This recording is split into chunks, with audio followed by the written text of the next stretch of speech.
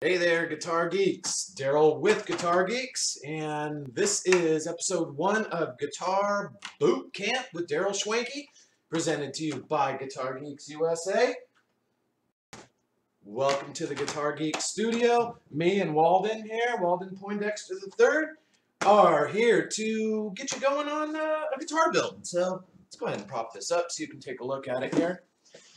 Now, we're going to take a regular cheapo, in fact, one of the cheapest DIY kits that you can buy out there. And I actually got this one from TomTop for 77, that's tomtop.com, for 77 bucks, including shipping. So, and they actually delivered it pretty fast too, so no worries there. With that being said, there's some marginal quality issues with these, but basically you can build a pretty darn nice guitar without a lot of work. So what we're going to do is we're going to take this guitar right here, and we are going to turn it into one of these. And let's see if I can get you a better shot of this here. Yeah, we're still working out the technical issues, but as you can see here, this is actually the first Les Paul that I built. And with some good advice online and kind of following what some of these other guys out there are doing, I was able to come up with a pretty darn nice guitar. It plays awesome. It sounds awesome. It looks beautiful. And guess what? I did it myself, just like you're going to do. So anyway, what we're basically going to do is a few different steps with this guitar. The first thing we're going to do is we're going to sand it. Let's go ahead and put this thing flat again here. Let's go ahead and pull it out. I'll pull the body out, the neck out, and the mostly garbage bag out. And so what we have here is our flame maple body, or flame maple top, I'm sorry. It's a really thin veneer, but it's not so thin you're gonna just sand on through it. Everybody makes you really worried about that. You just can't sand and sand and sand on this, and it comes pretty smooth. So it's not bad. You can see there's some little, little divots right there that we're going to have to deal with. And, you know, once you throw stain on this, you never know how those are going to show up. But if we just address them lightly, they should be okay. As was stated, this is not a single-piece body. Obviously, I can see the lines in it here, and it's probably 4 pieces at least. But that being said, it is solid through to the back, so that part's good. I'd like to thank my friends Keith and Michael and Johnny for pointing that all out to me.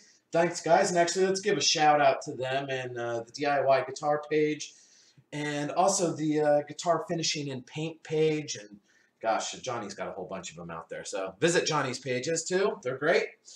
Anyway, so we got this baby, and what we're going to do is we're going to lightly sand it to 150. I have an electric sander here. It's like $26 from Amazon. And then these little sanding discs here. And as you can see, this is per Keta Dies actual instruction, 150 grit. Okay. With the top, I'm going to just sand it lightly. We got some goobies on there. You want to try to keep this as clean as possible. Little stains will show up fast too. But I'll do this by hand on the top, just very lightly, just to open up the pores of it. And then more aggressively on the back. Just slightly so, though. We're going to be using a different type of die on here, but I can actually feel the difference in roughness of the wood on this. And especially like the edges right here are pretty gnarly, and you can actually see a line that demarks the corners there. We want to smooth that all out a little bit. And then this is a custom guitar. It doesn't have to be like an exact factory job. So a couple more things too. When you look in areas like this, a lot of times there's going to be real deep sanding marks in there. Same in here inside the horn right here. It's a pain in the butt, and that's going to take some hand sanding for sure. You don't want to go to town with an electric sander, and please don't use an electric sander unless you're confident in it. The reason I like this, and this is an orbital, it spins sort of off axis. It spins sort of in this direction, and so it limits the number of scratch marks that it basically puts into the finish, but it's also really gentle. And in fact, with this thing running, you can put your hand on it and it'll vibrate. You can see all the crud that's in there. But it'll vibrate in your hand, but it won't tear your hand up like a real spinning sander will. So when you're working on this, it's really gentle. I would not use it on the top on these guitars. So you can see I already got some black crud on there. Now, and I'll do the same thing on the neck. But what you want to be sure of with these, and we're gonna cut this. This will be episode 2 or 3 probably when we cut the headstock for this neck. But you can go ahead and do a trial fit too. And you're going to notice this goofy keyway right here on the neck, and people freak out about that all the time. There's some numbers written on here too. I'm pretty sure that's just a measurement that they use to make sure this ends up with the body that it's going to fit. But you can see also the keyway here is offset in the pickup hole. And that's because this part right here of the board, I'm just getting used to this idea here, is going to actually overlap this part of the body right here. So if I put this up, let's go ahead and put a roll of tape underneath that to prop it up a little bit, because this neck actually sits at an angle too. So it sits back like this to allow the proper string angle. Anyway, this is going to just pop right in here. Super simple, just like that. It's going to get glued in just like it is. And this is the one area that I don't want you to mess with. Do not sand this part of the neck right here. Don't do it. Don't do it, because it's probably a little bit loosey-goosey. In this case, you can see I've got some wiggling going on here, but I'm actually going to make sure that I prop it up and push it towards the top bout right here, because that's where I want it to be glued at. This bottom one, you can see that's kind of a pivot point. If I push it right here, it's going to be solid against there. So when we glue it, I'll probably stuff something in here too. Make sure that that gets nice and tight against that. But again, that's probably 4 or 5 steps into this. So let's not get ahead of ourselves. Anyway, in order to make this happen, again, there's a few different steps. And we're going to actually do a pre-dyeing process on this body here, and the idea is to bring out the grain on this. And I'm going to show you right now. This is my jar. I'm just going to use some regular water, a little bit right here. And you do not want to get this all soaking wet. That's a bad idea. I'm just doing this to show how the grain's going to pop out for you. So just damp. And as soon as I start wiping on this, you're going to see a dramatic difference in the grain right here. See it start popping out and glistening. Again, I want this to dry within the next 5 minutes. So I do not, in fact, if you watch, I'm squeezing it out into the drier part of the towel because I don't want it to be super wet. I'm just trying to raise the grain a little bit. This is actually for tomorrow, because I want that grain to be popping off of there just a tiny bit. This will also help me indicate where there might be any glue spots, any just weird spots that are going to come up funny. So you can see now, again, just lightly. See, it's drying up already. That's what I want. You do not want to soak this top. You'll be sorry. So now you can see, boom, it's got all kinds of tigery, shimmery, good stuff going on there. So that's what we want to accentuate. And how we're going to do that is, again, number one, we are going to sand to 150. And I'm just going to give this a, I don't want to really do it right now because it's wet. But the idea is to open up the sanding that's been done already so that it can accept the dye. Okay? So we'll sand it lightly. Then, this is all going to happen again tomorrow night, Monday, okay? Then what we'll do is we'll use this tape, and we will actually tape up the edges on here. Okay? We will wipe it down. First of all, I'll probably use naphtha, which is this stuff right here. And you can see it's still in the bag from being delivered. But naphtha is great for this, and it kind of keeps the grain from jumping off too much, too. So I'll probably use naphtha. Oh, you can see right there. That just raised a little bit of the top. So I'm going to have to do some surgery on that. But just that little bit of water, I'm going to show you right here.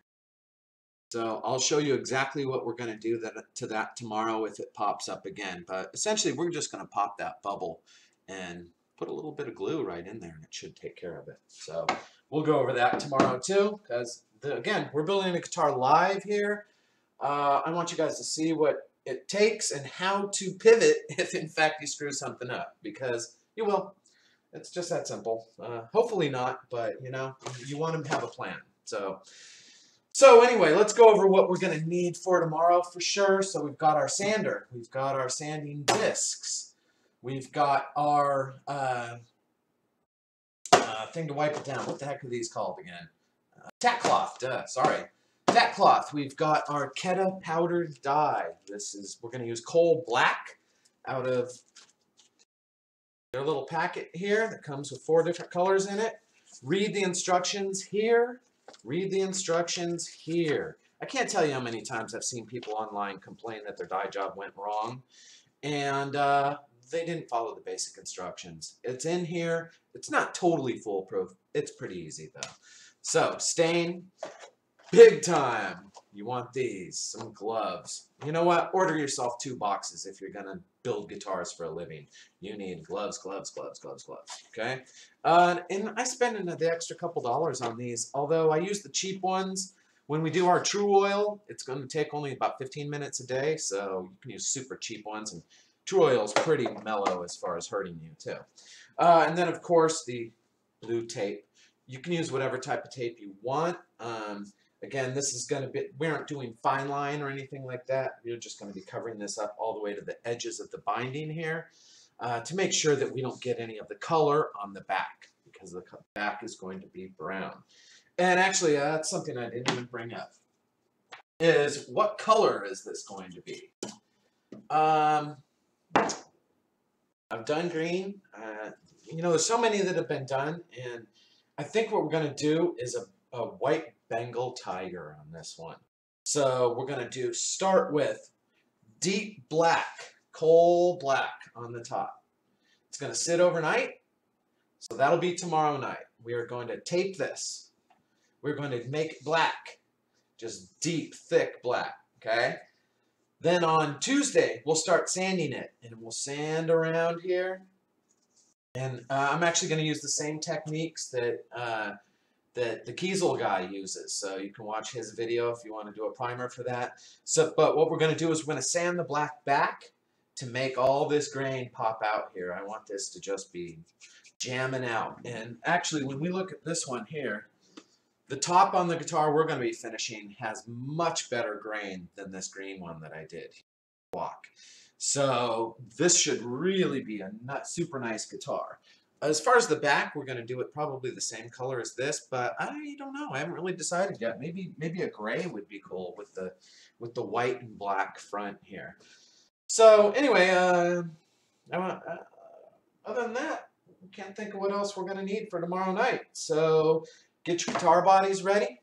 Get your Keta dye ready. Oh, I should also say, I'm going to pre-mix my black dye with hot water. And I just make it super, super strong. You don't want it to be like a paste or anything like that, but super strong. I'm going to use about, a half a cup of water probably in here. Half a cup, and then I don't know how to even measure this. You probably have to get out a scale, and I'm not going to do that. But I just want it to be deep, dark, coal black. When you hold this up, you should not be able to see through the liquid. And you don't want to see any like blue or purple. So we'll talk more about that tomorrow. But again, I'll have that mixed up so we can just start putting it on. And that is the one other thing. You need a nasty old t-shirt. And the best kind are old ones, because all the fuzzies are pretty much off of them already. You want minimum amount of fuzzies as you're putting this thing together. So I take this, and we're actually going to cut this up into like 8" by 8" squares, and I'll show you how to make it into little balls so that we can put the dye on super evenly and without jacking it up. So anyway, that's it, guys. Hope you enjoyed episode number 1.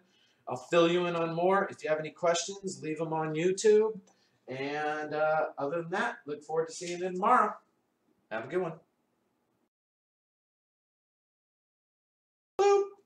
I don't know if that stopped it or not. Are we still here? We're still here.